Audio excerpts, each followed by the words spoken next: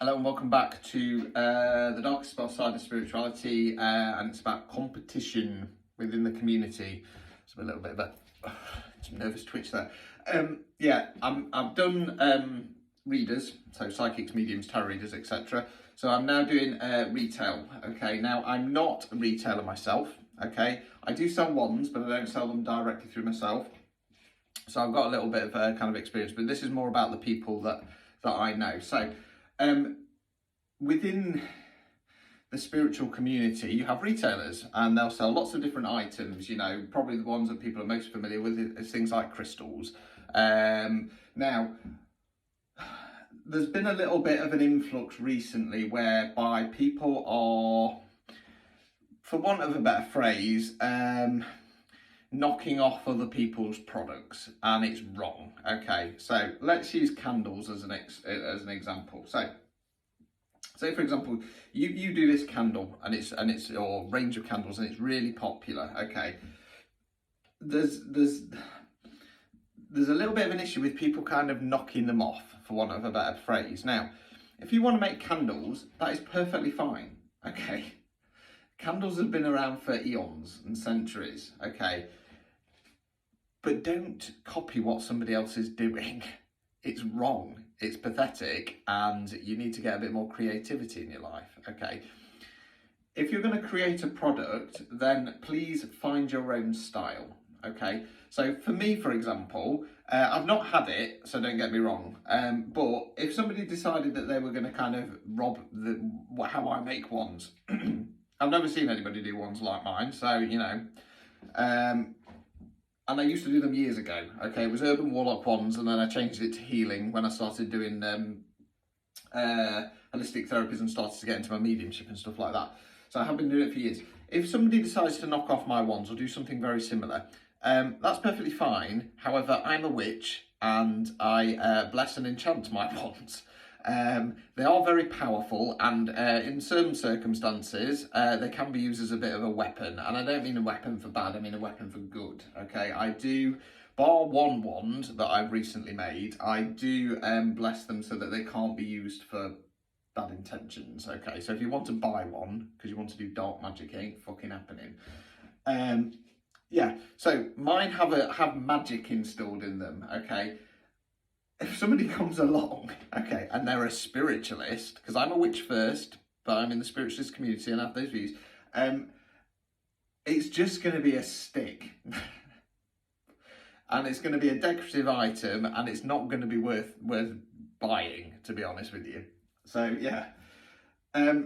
Much like other products and ranges and stuff like that, if somebody's doing a product and range, right, and they have the knowledge and they have the experience and they're putting spell work or they're putting energy into it, that cannot be replicated. So if we use the example of a candle, okay, and somebody's putting intentions and magic into it, and you go, you're just more, you know, you might have spiritualist beliefs, but you're just a bit more like crafty, it's just a fucking candle, okay, which is perfectly fine. But if you're just doing a candle, then don't copy what the other person's doing that puts intentions into it. You know what I mean? It's just, you know, and people will buy that candle and go, oh, it's a nice candle. But it won't actually do anything, okay? Linking into this, many of you will have seen Liam from Full Power Cacao on Dragon's Den. Now, I've met Liam, I don't know him, okay? I'm not going to pretend I do. Now, Liam has got that business launched, okay, and from what I understand, it's kind of going great guns. Now, Liam is not the first person doing cacao. Cacao has been around for quite a few years, from what I understand. I don't know an awful lot about it. If I'm quite honest with you, it's not my thing. I've tried it, you know, it tastes nice, gives me a bit of a buzz, but I've seen the kind of cacao ceremonies and stuff like that, and they're, you know, they're all right, you know, not really for me. I'll stick to my coffee, you know, I worship that bean. Yeah, anyway, back on point, Richard. Yeah, so he's not invented cacao or cacao ceremonies.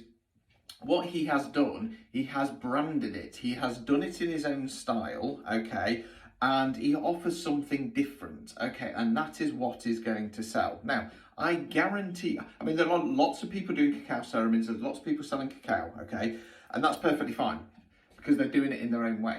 I guarantee you that he will end up getting lots and lots and lots of fake versions of himself now. I guarantee it. But like I say, it is him, much like I was saying in part one about the readers and having your own style and stuff like that.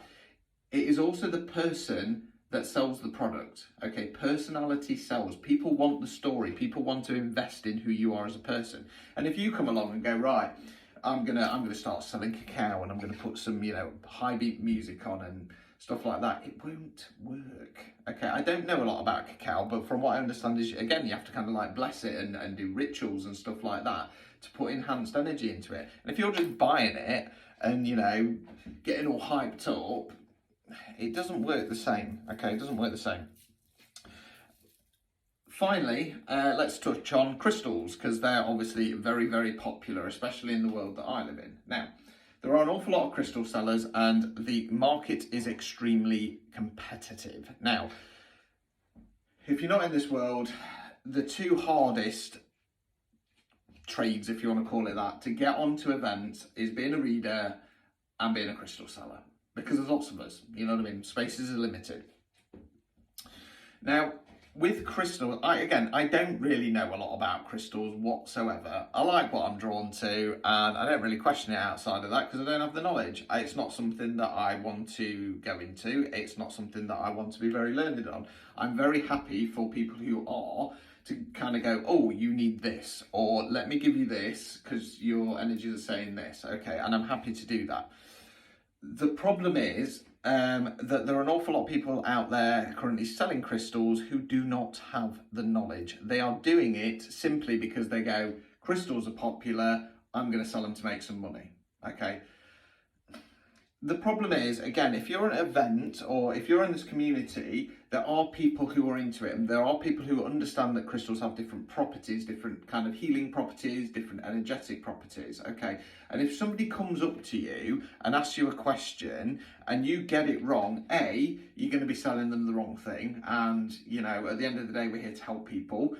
B, if you're telling them the wrong thing and then that person's got a bit of limited knowledge and they kind of go, that doesn't sound right, but I'm not 100% sure, so I'm going to go and ask somebody else selling crystals, and they say something completely different, that customer is then stuck in this headspace of, I don't know who to believe anymore, this all sounds like bullshit from everybody, and then nobody wins.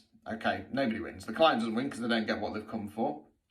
And the two sellers don't win because they're left without a sale, okay? And again, there's nothing wrong with making money. As long as you're not charging through the roof and ripping people off, you are here to make, to make money out of your business. Okay, that's perfectly fine. But at the moment, there's a lot of people selling stuff that they have no knowledge on. They're doing it just because they want to make a quick buck, okay? It's wrong, okay? If that is one of, if you're one of those people, please stop. Please stop, okay? If you're not into spirituality and you don't get the concept of it, don't do the events. Don't be in it, because it's not just about going, oh, this is nice, floaty, you know what I mean? I get that I'm more down the rabbit hole than other people. I get that I'm quite passionate about what I do, well, extremely passionate. But for me, it's about changing lives, okay? It's about changing lives for the better, either through readings or through educating people or selling them stuff that can make a change, okay? There's too much of this bullshit about. Okay, so if you are one of those people, please stop, because all you're doing is damaging your own reputation, you're damaging the reputation of the community, and it's not fair and it's not right. We're here to help people at the end of the day. That's retail. So yes, be aware of knockoffs. There's a lot going around at the moment, and they're just bullshit. So let's finally go to part 3, which is going to be events.